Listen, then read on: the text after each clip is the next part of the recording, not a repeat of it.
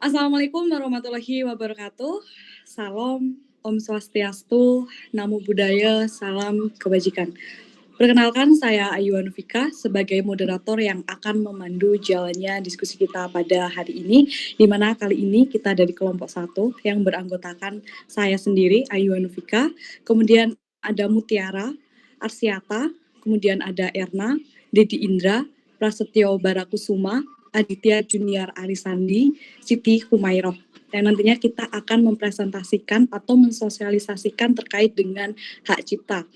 Nah, di mana hak cipta ini merupakan salah satu produk dari HQ atau hak kekayaan intelektual, di mana yang kita tahu bahwa hak kekayaan intelektual ini ada beberapa macam-macamnya. Nah, ada HQ, hak merek, dan kemudian ada juga hak paten dan lain sebagainya. Tetapi pada diskusi kita, sosialisasi kita pada kali ini, kita akan lebih fokus terkait dengan hak cipta gitu, yang kita tahu bahwa hak cipta itu adalah hak yang dimiliki oleh setiap orang yang memiliki karya, di mana karya itu perlu untuk diumumkan atau dideklarasikan seperti itu. Nah, penjelasan lebih lanjut nanti akan dijelaskan oleh pemateri kita. Di sini sudah ada Mutiara Apiliani dan juga Erna. Nanti akan menjelaskan bagaimana terkait dengan dasar hukumnya HQ, pewarisan HQ dan lain sebagainya. Oke, selanjutnya langsung saja kepada Mutiara, dipersilakan.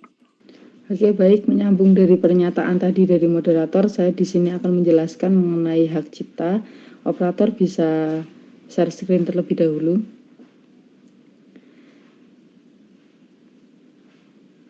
Ya, jadi teman-teman, pada dasarnya hak cipta ini adalah hak eksklusif pencipta yang timbul secara otomatis berdasarkan prinsip deklaratif setelah suatu ciptaan itu diwujudkan dalam bentuk nyata tanpa mengurangi pembatasan sesuai dengan ketentuan peraturan perundang-undangan. Nah, yang termasuk dalam hak cipta ini berupa ilmu pengetahuan, pemikiran, karya sastra, seni, dan budaya. Hak cipta ini tidak dapat dihapus dan hak cipta ini tanpa didaftarkan pun memiliki legalitas. Nah, prinsip deklaratif di sini, prinsip deklaratif di dalam hak cipta ini perlu diumumkan atau dideklarasikan. Nah, inilah yang akan melindungi hak cipta tersebut.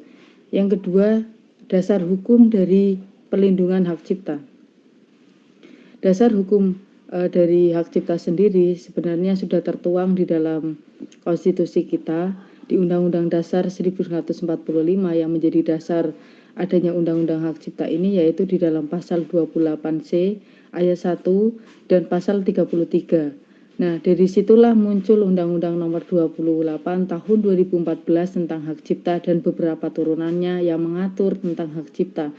Nah, dalam hal ini memberikan perlindungan bagi pencipta, pemegang ciptaan maupun pemegang hak yang sudah diberikan. Selanjutnya, mengenai dari unsur hak cipta, yang pertama kita pahami pencipta. Pencipta sendiri merupakan orang yang membuat karya, suatu karya, baik itu ilmu pengetahuan, pemikiran, karya sastra, seni, dan budaya tersebut. Yang kedua adalah ciptaan, yang ketiga pemegang hak cipta dan penerima hak cipta, hak terkait yang memiliki hubungan tertentu. Nah, yang pertama kita bisa pahami hak yang dapat dipindahkan, tidak dapat dipindahkan, dialihkan kepada pihak lain. Yang kedua, hak moral yang dalam keadaan bagaimanapun dengan jalan apapun ini tidak dapat ditinggalkan daripadanya. Nah, di sini kita bisa pahami unsur hak cipta sendiri. Memiliki dua unsur yang penting di dalam pasal 1 Undang-Undang Hak Cipta tahun 2014. Selanjutnya, mengenai tentang mengapa perlu diatur masa berlaku hak cipta. Karena tadi setelah adanya dasar hukum tersebut itu untuk memberikan perlindungan hukum kepada pemegang hak cipta, yaitu pencipta sebagai pemilik hak cipta atau pihak lain yang menerima hak tersebut dari pencipta, atau pihak lain yang menerima lebih lanjut dari pihak yang menerima hak tersebut. Dalam konteks pengaturan masa berlaku hak cipta ini diatur dalam pasal 58 dan 59 Undang-Undang Nomor 28 Tahun 2014. Yang pertama, masa perlindungan hak cipta ini berlaku seumur hidup pencipta dan terus berlangsung selama 70 tahun setelah pencipta meninggal. Untuk program komputer sendiri berlaku 50 tahun sejak pertama kali dipublikasikan. Nah, Yang ketiga, untuk pelaku pertunjukan itu berlaku 50 tahun sejak pertama kali dipertontonkan atau dipertunjukkan ke khalayak ramai.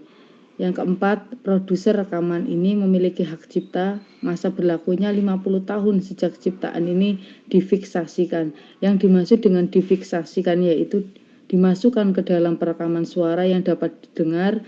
Nah, perekaman gambar atau keduanya yang dapat dilihat, didengar, dan digandakan atau dikomunikasikan melalui perangkat apapun.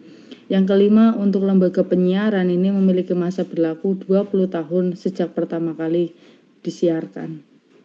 Itu mengenai pasal 58 dan pasal 59, masa berlakunya hak cipta. Selanjutnya mengenai macam-macam hak cipta ini akan dijelaskan oleh pemateri berikutnya, yaitu Erna. Kami persilahkan.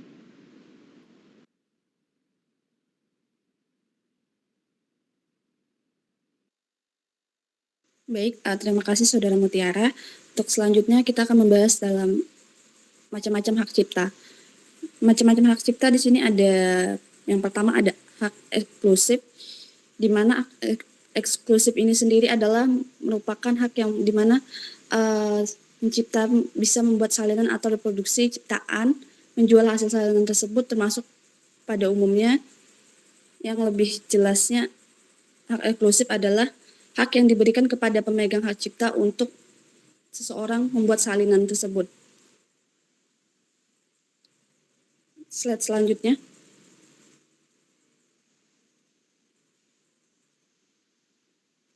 Hak moral. Nah, di hak moral ini sendiri adalah merupakan hak yang melekat pada seseorang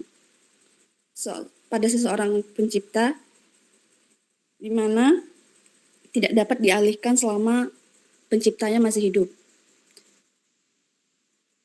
Ada hak ekonomi. Hak ekonomi adalah hak untuk mendapatkan manfaat ekonomi atas ciptaan, sedangkan contohnya seperti pelaksanaan hak moral adalah pencantuman dalam nama pencipta, dan ciptaan tersebut sudah dijual untuk dimanfaatkan pihak lain. Hak moral diatur dalam pasal.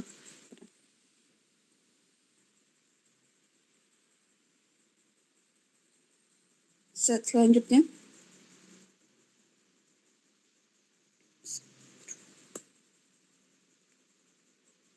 Berakhirnya hak ciptaan dan pewaris hak cipta. Hak cipta merupakan benda yang bergerak yang tidak berwujud dan merupakan objek warisan sehingga dapat diwariskan kepada setiap ahli waris yang berhak atas ciptaan tersebut.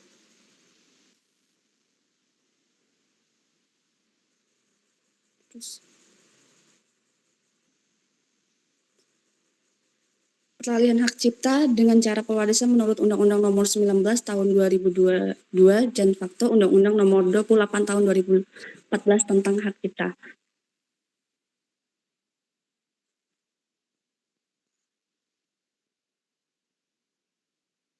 Oke, terima kasih. Mungkin itu materi yang dapat kami sampaikan terkait dengan hak cipta.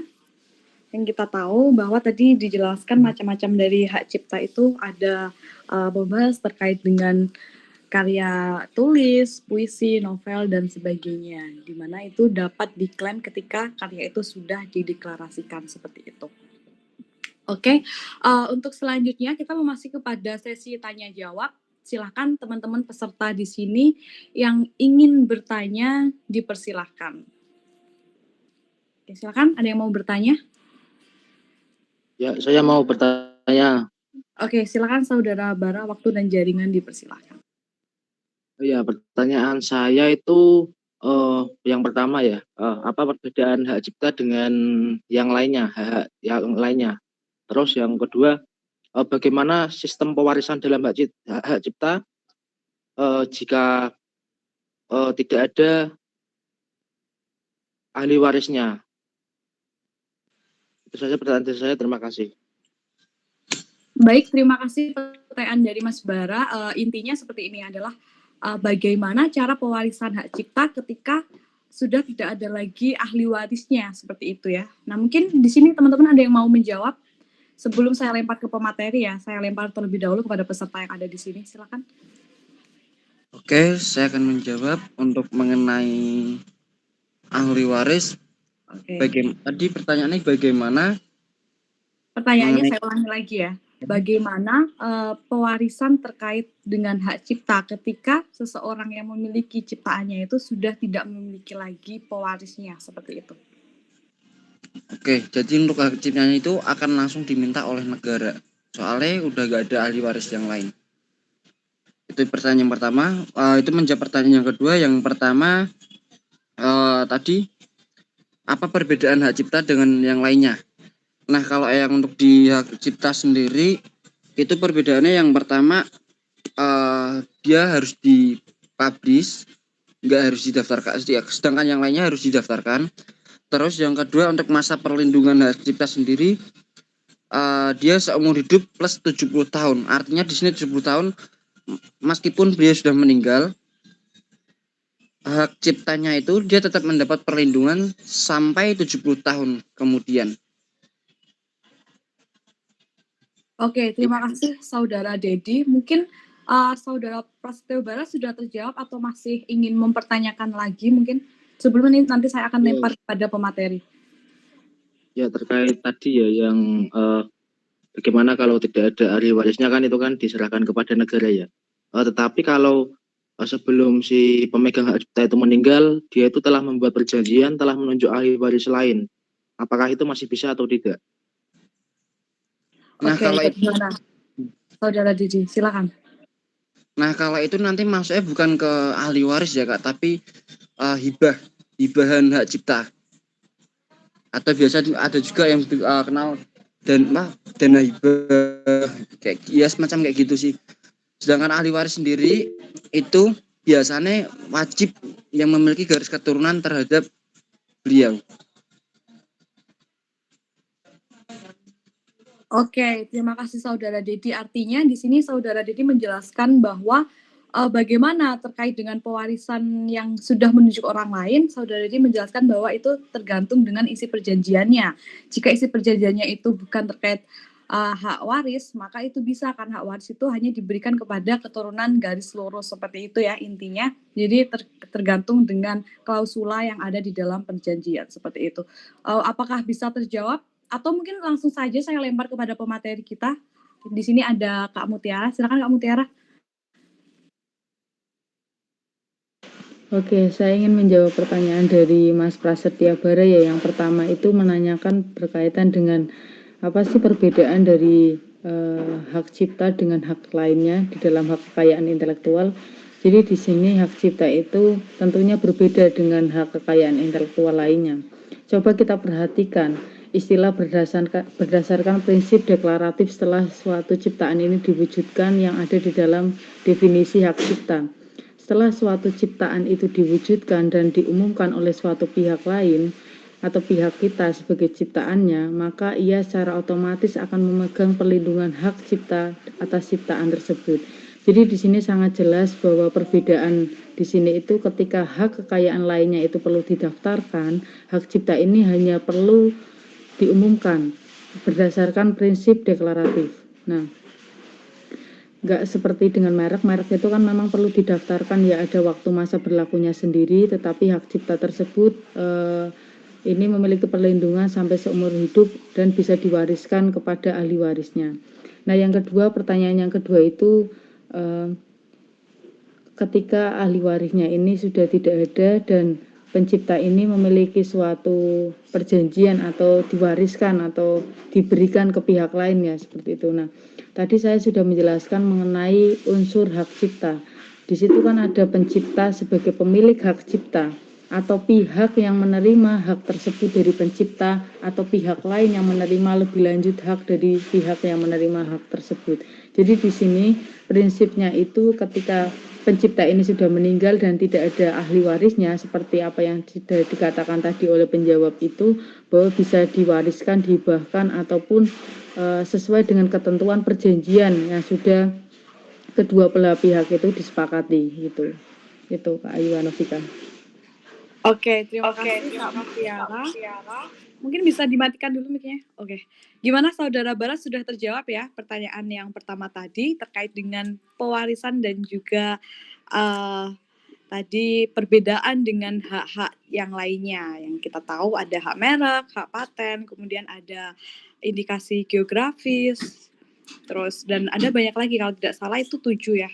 Tetapi kita hanya membahas berfokus terkait dengan hak cipta seperti itu. Oke, silakan ada yang ingin bertanya lagi mungkin. Oke, saya masuk.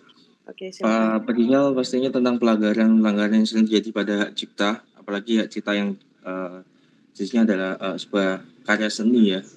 Nah, di Indonesia kan sini kan marak ya, kemarin gencar-gencarnya oleh beberapa penyanyi, termasuk Anji juga. Itu dia menyalakan perihal royalti, yang dimana sistem di Indonesia itu beda dengan sistem di luar negeri. Dalam artian penggunaan musik di suatu tempat, misalkan sebuah kafe, dia menggunakan musik untuk menarik para pelanggan. Nah, di situ seharusnya dari pihak kafe itu memberikan royalti karena menggunakan sebuah karya seni dan menghasilkan uang. Berarti kan situ kan adanya penggunaan hak ekonomi di situ. Sedangkan hak ekonomi harusnya dimiliki oleh pencipta gitu. Nah, itu bagaimana itu permasalahan seperti itu?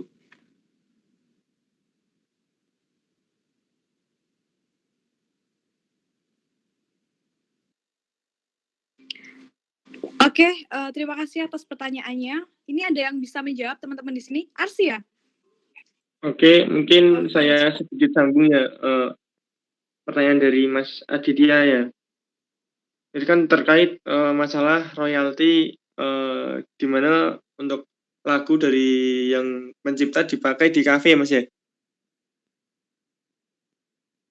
Ya kalau Iya, menurut karena di kafe ya, maksudnya dalam satu contohnya itu kafe. Cuma dalam hal ini banyak, kayak misalkan orang cover lagu dan sebagainya seperti itu.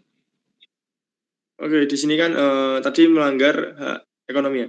Sebenarnya kan ada cipta, ada hak moralnya dan hak ekonominya. Nah, di sini mungkin untuk yang pengcover lagu itu melanggar dari hak moralnya, Mas. Karena dia kan menyanyikan lagu dari pencipta di tempat umum untuk sisi komersil. Nah, sedangkan dari penciptanya tersebut, jika penciptanya tidak keberatan, menurut saya itu tidak masalah, Mas. Karena dia cuma melanggar hak dari hak moralnya. Nah, tetapi lebih baiknya emang yang menghafal lagu itu harus izin kepada si yang pembuat lagunya itu, Mas. Mungkin bisa disambung dengan yang lainnya.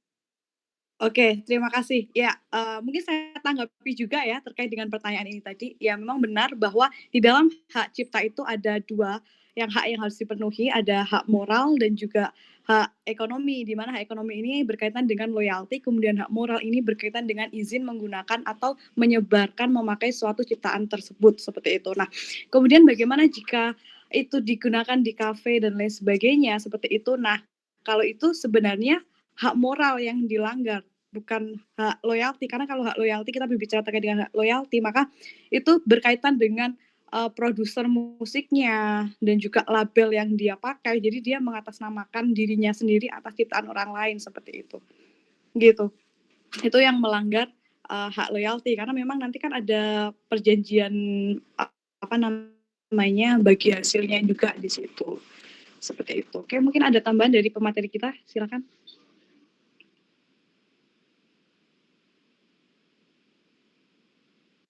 Dari Erna atau dari saya ini, mau menambahkan dulu atau gimana? Oke, saya sedikit ya menambah.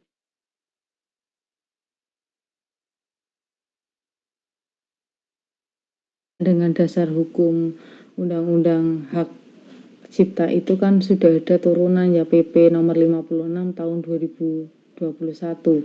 Yang ini menandakan suatu kemajuan sistem hukum perlindungan hak kekayaan intelektual di Indonesia. Nah, mengingat perlindungan HQ ini merupakan salah satu faktor pendukung kemajuan kreativitas dan inovasi serta daya saing ekonomi di tengah ekonomi kreatif Indonesia. Nah, di sini kan tadi kasusnya itu apabila pihak kafe itu memutarkan lagu yang itu melanggar dari tadi pemberi pertanyaan itu melanggar dari royaltinya atau hak ekonominya. Nah, Nah, di sini itu diharapkan pelaku usaha itu dapat menanyakan berkaitan dengan izin terlebih dahulu kepada pencipta untuk pemakaian musik dan atau lagu di tempat umum yang memenuhi syarat pemakaian yang wajar. Nah, kemudian agar di dalam pengaturan turunan dalam PP ini juga diperhatikan biaya royalti yang diharapkan di atas kebijaksanaan pemerintah. Dalam hal ini memang PP tersebut kan mengatur mengenai pelanggaran royalti tersebut. Nah, bukan pelanggaran hak ekonomi sih, tapi hak moral yang dilanggar karena berkaitan dengan produser musiknya. Seperti apa yang disampaikan moderator. Kalau royalti sendiri itu pasti akan menyasar ke pemegang lisensi musik atau produser yang menciptakan lagunya gitu. Oke, ya, terima kasih. Sudah sangat jelas ya, Mas Juni sudah dijelaskan ulang terkait dengan dasar hukumnya juga yang mengatur terkait dengan loyalty dan bagaimana hak moral itu sudah dijelaskan lebih lanjut. Oke, mungkin masih ada lagi pertanyaan, teman-teman? Saudara Arsy? Oh, enggak ya? Oke, sudah tidak ada pertanyaan. Baik, mungkin karena sudah tidak ada lagi pertanyaan, kita akhiri sosialisasi dan juga presentasi kita pada hari ini. Saya Ayu Novika, terima kasih dan wassalamualaikum warahmatullahi wabarakatuh. Waalaikumsalam warahmatullahi wabarakatuh. See you. See you.